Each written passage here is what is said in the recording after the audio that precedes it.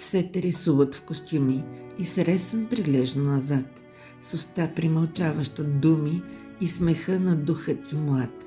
Все те рисуват в костюми и с ресън прилежно назад, нетрепващ и пред куршуми, усещайки смъртният хлад.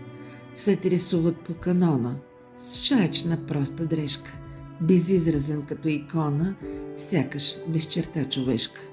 Все те рисуват по матрица, с до болка познат штрих, без да личи онази искрица, що озари ботивия стих. А трябва да те рисуват се прав, с очи блестящи като утренна роса, несресен заради бунтовния си нрав, с развята от волният вятър коса. А трябва да те рисуват като лоза, пречупена, но с пролетен цвят, с стичаща се мъжка сълза за България в един свободен свят.